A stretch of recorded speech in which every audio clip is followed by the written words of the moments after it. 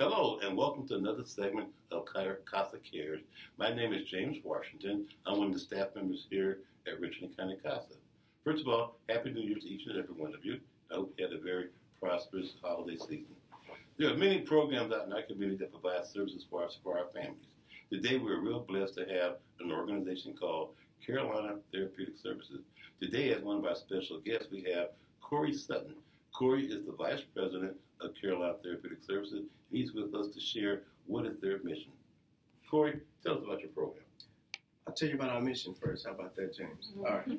Our mission is to improve the quality of life in children and adolescents and to promote their integration back into the community through life enrichment services, activities, work preparation, and job opportunities. All right. Now, our services that we offer in the community are simple. We'll talk about them. They're community-based services. One of the services is behavior modification, right, which is modifying the child's behavior through intervention, okay? Another service is family support, which is basically communicating what's going on in that child's life, the behaviors, back to the family, mom, grandmom, dad, things like that, working with mom, seeing what her needs are, things like that. The other service is psychosocial rehabilitation. Now, that sounds like a big word, but it's not. It's short PRS. Basically, PRS is basic life skills. It's teaching these children how to interact with others, their peers. It's life skills, combing their hair, dressing, brushing their teeth, just basic life skills, everyday life skills. Those are the services that we're offering in this area right now. We will be adding other services to support those. Our agency, Carolina Therapeutic, has been around since 1999, for one. And we feel that we're experts in this area of children and adolescents because our core service, which is therapeutic foster care, which we will also be adding in this area. Therapeutic foster care, of course, you know, is basically fostering children that have had traumatic events in their life or they're taken out of their homes for whatever reason. The state places those children in our care, okay? We, in turn, license families, license homes to become foster homes and foster parents, okay? And we place those children in those homes. Those children are in our care. They're under our supervision. And what we have to do is we have to provide services to support those children. So we provide an array of services to support those children, and that's why we call ourselves children experts. Corey, as you well know, a lot of our children coming into foster care are suffering from that separation from their family. How does your program address those issues? Okay, what we do is, and that's called separation anxiety, which is one of the diagnoses or one of the behaviors that the kids will exhibit when they're being taken away from a family or a loved one or things like that. But what we do is we come in and we provide outpatient therapy, which is one of the services that we can do with these kids, which involves play therapy. And sometimes we have to realize as a community, as an agency, as a whole, that when you take these kids out of a nice, safe environment, right, there's going to be some behaviors there, right? So we realize that at times we may have to give this child that blanket. And, we may have to let them mess up the room. Those are just some of the things that you just have to do because of the trauma that they just went through. So play therapy involves letting the kids just tear up everything. You know? Not in that sense, but, you know, just letting them mess it up. Giving them a blanket to their favorite blanket to chew on. Whatever it is that you can do to soothe them or we can do to soothe that child. So we have staff that can focus on sexual behaviors. We have staff that can focus on substance abuse issues. And we also are big in the CBT, trauma model, cognitive behavior model, which is what the state likes to know that these agencies are providing. So we call ourselves children experts because we can provide all of these services that wrap around this child for their everyday need, whether it be behavior, social, academic. Those services address all three of those. As an agency, we believe that those three elements, if they're not addressed and connected, if one is off, the other two will be off. Okay. The social, the academic, and the behavior. So we are the link. We call ourselves the link between all of those. The services that we provide, the PRS, the behavior modification, and the family support, they're provided in the home, in the community, and in the school. And a lot of things that people don't know is that we are really a relief to teachers in the school. Teachers are educators. They're not trained, certified, or adjusted to really address issues of mental health. If there's an issue going on, they deal with it every day now, but they shouldn't be. They're educators.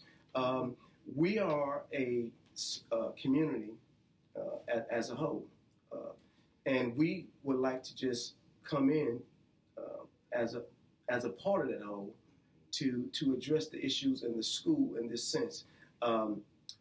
The school has resources, right, that can address certain situations in a child's life. Let's say a child falls, scrapes their leg.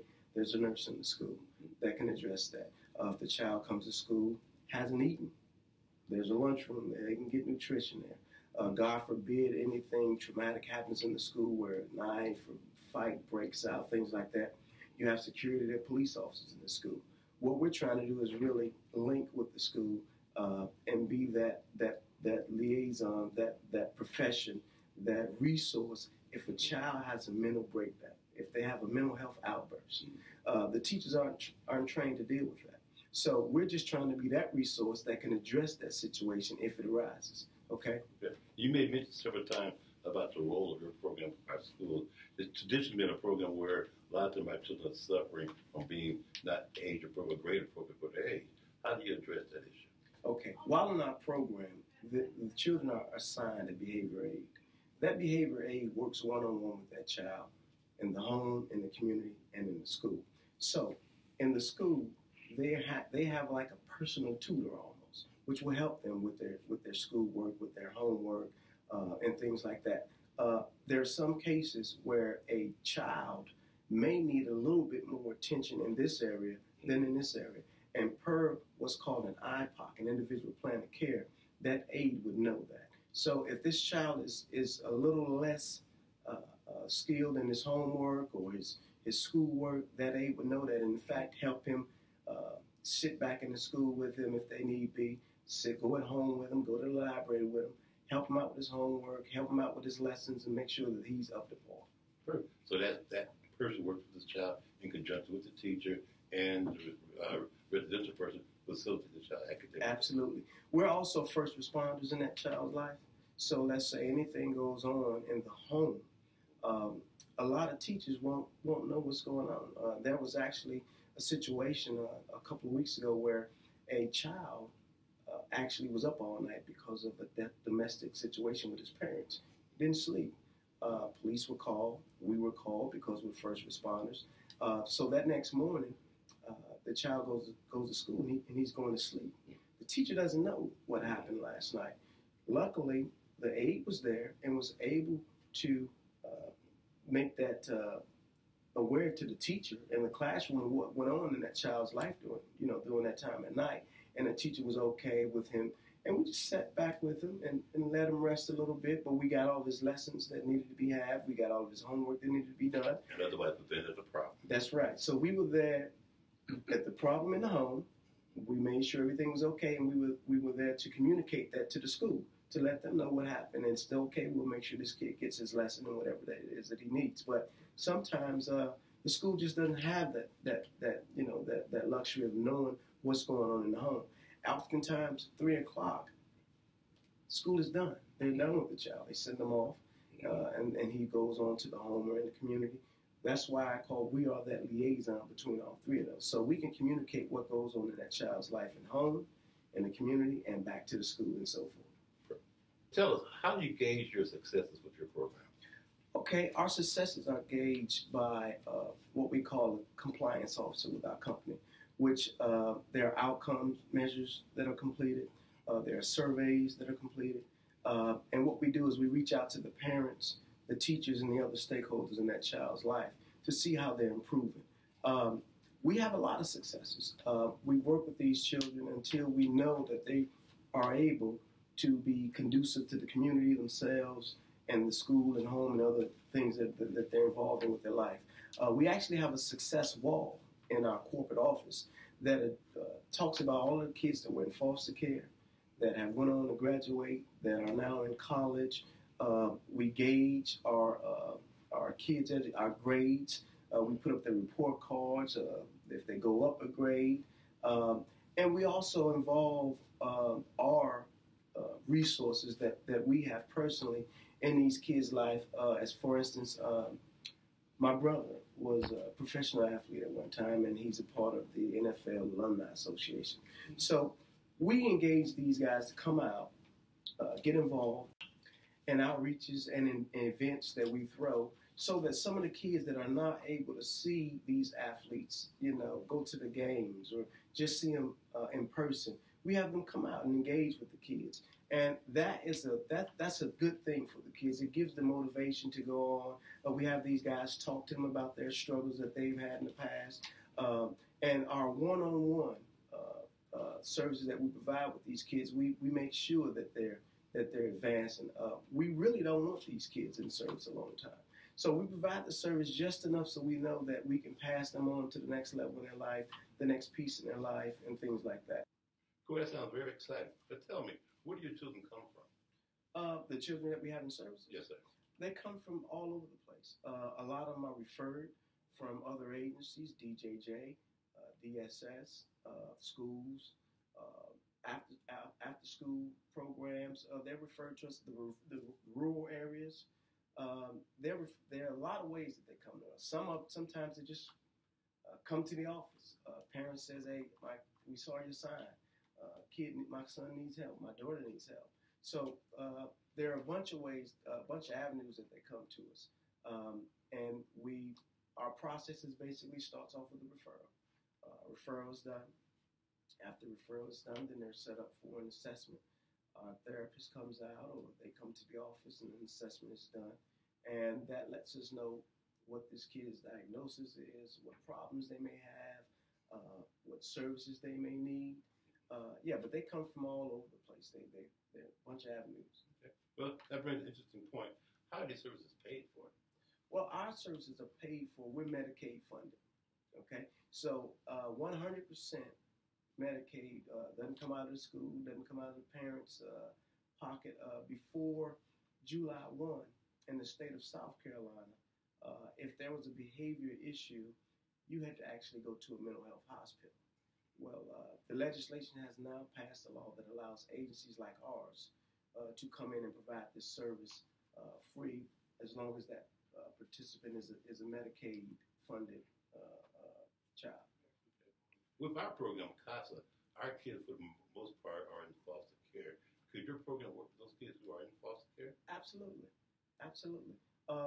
Again, foster care is a service that needs services to support the behaviors that child may have. Again, separation anxiety, therapy, outpatient therapy for the parent also, any sexual behaviors that may be, any substance abuse issues that may be. So our services absolutely can support those children in foster care. Okay. So if we had a volunteer that wanted to make a contact for your program, how would they do so? Either go on our website, www.carolinatherapeuticservices.com. Give us a call. We're here. Next, we have Shamika Doe, who is the Assistant Director to the Columbia Office of Carolina Therapeutic Services. Shamika, first of all, thank you and welcome. Tell us, what is the goal of Carolina Therapeutic Services for you? Well, our goal at Carolina Therapeutic Services is to rescue children from crisis and to restore their belief in their own potential and reunify them with their families. And most importantly, we emphasize the importance of faith and family values. Okay. When you say crisis, what type of crisis are you referring to? We work with a wide array of crises. It could be things like grief and loss. It could be issues with school. It could be issues with Department of Juvenile Justice, just a wide variety. Okay. Earlier, our viewers heard that from Mr. Sutton about how you developed this plan. What is that process of developing a plan for a child in crisis? We would develop the initial plan first, which is the individual plan of care. We develop that plan along with the child and the family based on the information that our therapist obtains from the assessment. And once the plan is developed, We share it, we agree upon it, and when I say we, I'm speaking about us and the family. We agree upon the plan, and that's our basis. Of course, things will come up that may be outside of the plan, so we definitely have a crisis response team where the parent will already know that if they're experiencing a crisis and we're not already there with the child, that they can contact us and we can respond immediately. Do you actually go into the home with these families? Yes, we work with children in the home as well as in the community. That can be in any setting as well as at school. How receptive are parents, I guess, how receptive are the children to your program? Thus far, we've had great success with the children. In addition to each child being assigned an individual aide, we also do group sessions. Those group sessions are in our office. We have the children come together. We have myself as well as program managers there. And we cover large topics, things like bullying or conflict resolution, just different things that children will experience on a day-to-day basis. And in the sessions that we've had thus far, it's been a complete joy. The children are happy. We had several children come to us and say, hey, I like this program. I'm ready to have my individual person, and I want to keep coming. So it's definitely been a huge success, and they accept it. Great. Sounds great. Let me ask you this question, though. What makes your program different than other programs that's out there? Of course, there are a lot of programs like ours, but we're different because we have different backgrounds. Everyone in our department comes from different agencies, so they've experienced a lot of different things. We have people who's, been at mental health before, been at DJJ before, have been at Department of Social Services before. So I think that makes us different because we understand from all aspects. Shamika, tell us some of the problems, some of the issues, and some of the symptoms that our kids have who are going through these crises. I think one of the biggest problems is the performance in school. Oftentimes, children are experiencing things at home, or they could be experiencing things at school, such as being bullied. And so what we'll do is just once we develop that plan, that would be one of the goals on the plan, maybe to increase socialization by 50%, something along that line. So what we would do with that child is help that child develop coping skills, help that child identify what their triggers are, and then we would give them a task, like maybe to develop a relationship with one age-appropriate peer. And then we'll kind of guide them with that, with being able to maintain that relationship and kind of keep things going. We definitely want to make sure that it's someone who is a positive influence, who's on the same age level as that person. And we just kind of guide them through that friendship. So that way they're learning how to make friends and how to maintain friendships. And that helps with their overall socialization. Okay. Are there any other issues that some of our children go through? Yes, there are a wide array of issues. It could be things like anxiety, and that could be from being separated from parents. It could just be from walking into a new school. People are moving, and we're in a military area, so we're going to be dealing with military children.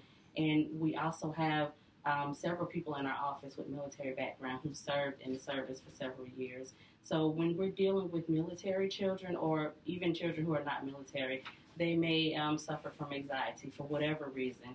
And we would develop a goal around that. It could be something along the lines of maybe decreasing the symptoms of separation anxiety.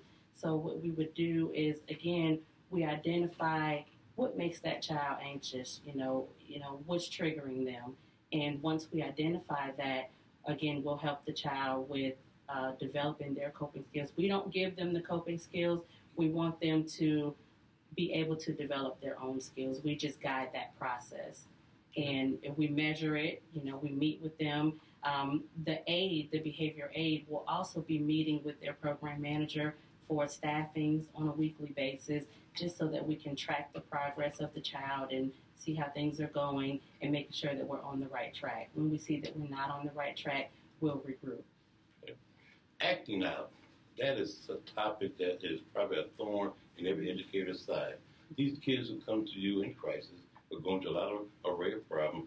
they're acting out. How do you address a child's acting out in school? Again, the biggest thing is we have to figure out what acting out means, because it could be several different behaviors that the child is displaying, and then we have to come to the bottom line as to why are they displaying these type of behaviors. They could have experienced some trauma years ago that has been unresolved. So, we would help them identify that. We're able to use some of the trauma screenings to identify whether this child has experienced a traumatic event. So once we identify all of that, then we decide on the type of therapy the child will get. And in addition to getting that therapy, they'll also have that behavior aide who will do the one-on-one work with them to actually model the behavior. For example, if a child is identified needing trauma-focused cognitive behavioral therapy, we would provide that, and that's a weekly therapy. But once that child goes home, they're home. So that's where we come in. We're that liaison, because 7 or 5 days to the next therapy session, a lot can happen, especially when that child is going through the trauma narrative and having to relive that traumatic event. We'll have an aide who will be there at the house to assist the parent as this child is, remembering that trauma and having to deal with that trauma. That aide will be able to assist the child in minimizing those behaviors and just making sure that the child can minimize the behavior and the parent can deal with the behavior without the parent becoming overwhelmed. And that will lead them into their next session the next week. Right.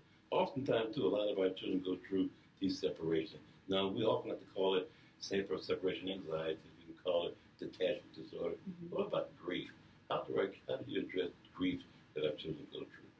And that can also be addressed in the trauma piece. But we do have staff who specializes in grief counseling and grief therapy, and they have that background. So we could definitely address that as well. Okay. And as an organization, do you guys address medication for our children? We are not a medicated, we don't prescribe medication, but what we do is we can monitor the meds that they are already prescribed. So when we do that initial assessment, we're finding out if this child is on medication and who's prescribing that medication. And we go ahead and build that rapport with whoever's prescribing that medication. And basically what we do is we're the liaison to help the parent know exactly what this medication is for. Do they feel that it's helping their child? We can assist the parent in speaking to the provider who's providing the meds about other possibilities if that's a need. So we're definitely skilled and versed in that area for medication management, but not prescribing. How receptive are parents or you to come into their home to address these issues? Thus far, we've also had success with our parents. Initially, the referrals would come in just by us being out in the community and advocating. But since we've actually started working with children and families, we've had some of our parents come in and refer other people who they feel needed the service as well. We have parents who are coming to the office, speaking to us, and they're not only speaking just to the aides or just to the program managers. I'm also involved. I've been meeting with parents and speaking to parents as well. So, we act as a team. No one is separated out, and we've just had overall really good success with the parents. Great. Our teenagers, again, our teens have gone through a litany of things that's been happening to them, with it been victimized by the system. How do you address a teenager in crisis? We have a number of teenagers in the program now, and they have been just as receptive as the younger children. And we've also, at one of our sessions, we had our president and CEO to come down and speak to a couple of the teenagers about sports and different things like that. But even outside of that, we have been able to easily engage the teenagers and work with them, because we have male behavior aides, we have female behavior aides. If it's appropriate, we try to match male to male, but sometimes, that's going to be different. Sometimes this male teenager may have experienced something traumatic with a male and may benefit more from having a additional female in his life. So when we see something like that and we identify it, we try to match appropriately, and we work really hard to strategize and match appropriately on the first time. You made mention earlier about the number of transitions that our children go through. Mm-hmm. As you understand, foster care is a very fluid situation. That trauma that a child goes through of being enrolled into a school once or twice an academic year, where we realize that some of our children sometimes go through 5, 6, 7 different schools. Mm-hmm. How do you address a child in that transitionary flux? The good thing about us is we transition with the child. We do know that for children who are in foster care, transition and change is going to be something that's going to happen from time to time. So what we specialize and focus on is going through that transition with that child, and we have offices throughout the state, and we're building more offices. So we'll make sure that we'll transition, be it county to county or within the same county. We just try to be that solid piece in the child's life. With the ever-increasing numbers of our teenagers using drugs and alcohol, how do you address that? We can provide substance abuse counseling, and again, we also have staff who's versed in that area. We have people who have come over from like Laredo and different drug and alcohol agencies, so we're definitely able to address that in our youth, as well as if their parents, had that type of experience as well. In our family support or in our family therapy, we can address it there as well. I understand that's kind of a big problem these days also with a lot of our children having access to prescription medication. Again, is that under the same category? That would be under the same category, and we would work on teaching the parent through family support how to keep that medication away, how to lock it up, different things like that, how to identify if the child may be involved with using that medication, and just overall awareness, being able to watch that medicine, notice if some is missing from the bottle, just different things like that. So we provide that education and support as well. Another increasing population are our teenage moms. How do we address that young 14, 15, 16-year-old who has a child? We would definitely work with that situation. And with that case, we would work with the child as a mother, as well as working with her as still being a child. And we would work with whomever her guardian is. Oftentimes, we see situations come up like that where, the child may be placed with someone else, be it foster care, be it a family member or a family friend, whatever the case may be. So that would be a multiple level case, because we have the child as a mother, and then, her as still being a child. So we would address all of those separately and then tie it all together. Another growing segment of our population of our children are our children who have mental health diagnoses. How do you address those children? We would, if we get a child who's already involved in mental health counseling, we definitely wouldn't want to take that away. What we want to do is collaborate with that mental health provider who's already providing some sort of therapy to that child and family. And the collaboration would be that they would continue their therapy because they've already developed that rapport with the child. And what we would do, again, is just focus on that week-to-week process. Most therapy is once a week, sometimes twice a week, but there are days in between. And on that in-between time, you have a child who's back in the home or back in the community without that mental health piece. So we would come in and just serve as that liaison between the child, the community, the school, and then collaborate with mental health. We would share our individual plan with them, and we would work off of the plan that they've already created with the child and just work to enhance that. Great.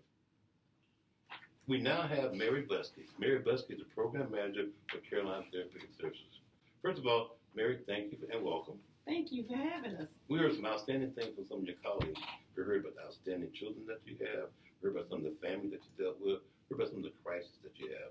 Tell us about your staff, though. Our staff is our behavior modification aides, and we call them BMODs. Okay. They are the people that actually be day in and day out with these children, have a great rapport with them. They are very highly qualified behavior aides. What are some of the qualifications? Some of the qualifications are from the education-wise, is from bachelor's degrees, master's degrees, high school diplomas with high school diplomas rather with lots of qualification. They have a lot of training backgrounds with them, and every month we have trainings with them to continue their education within themselves. Attila, what makes your employees unique versus other programs? The employees here have backgrounds from mental health, from DJJ, some of DSS, as myself was previously, and just an array of various backgrounds. Outstanding. Tell us, I hear you have a wide range of services for your program. Tell us about some of these services. One of them is the social skills training, screening rather. One of the, what we do there is that we help the children develop their social skills within themselves. Really work with them. Sometimes there are kids that have low self-esteem, so we work with them to have them understand that they too are very important, and that they have a lot to offer to the world and themselves. Are there any other programs you guys deal with? Yes, we have the therapeutic group. Previously, you talked with Ms. Doe about groups, and she was telling you that we've had a group session over the weekend, and where the kids came out and they basically just kind of talk about personal issues, things that's going on with them in their lives, and we dealt with it from the conflict solution side of it. Before we had a conflict resolution, and then we went into conflict solutions. I'm giving them opportunity basically to talk about what's going on with them. Is there another way to resolve the issues that was going on with them at the time, instead of lashing out at a child or another person or whatever? That child had an opportunity to figure out another way of going about doing things. Some of the things that we did in the group was we would ask the children to write down 3 things that would trigger them. And one of the things basically was bullying. And that's one thing that we're going to be talking about in our next group sessions. We pulled out some of the things that was happening with the children at the time, and we put it all together, grouped them together rather, and let the children know that this was basically just the beginning when working with us. But now they're going to be working with their behavior mod 101 on the issues that they actually talked about themselves, and what they gave us an idea of what to do. With those things, what we did with that was actually gave it back to the behavior mod and let them know, hey, this is what's going on with this child, and this is what need to be worked on. And then, so then when they go back with their kid, they're talking with this child one-on-one about what's kind of going on with them, and help them to understand and cope with the situation of what's going on at hand. Mary, this sounds like a lot of outstanding program. Again, I think you guys have a lot of success. If someone wants to get in contact with you, how would they do so? Okay. Well, they can contact us through the website, which is www.carolinatherapeuticservices.com. And I know that's a long word, but again, it is www.carolinatherapeuticservices.com. Our telephone number here in Columbia is area code 803-814-1091. Thank you, James, for having us. Thank you, and much success. Appreciate it. Well, folks, there you have it. Another fine opportunity from CASA Cares. Again, my name is James Washington, and I want to thank you for your time in viewing today's program. We had the fine people from Carolina Therapeutic Services. Please feel free to give them a call. Until next time, again, this is James Washington with CASA Care. Have a great day.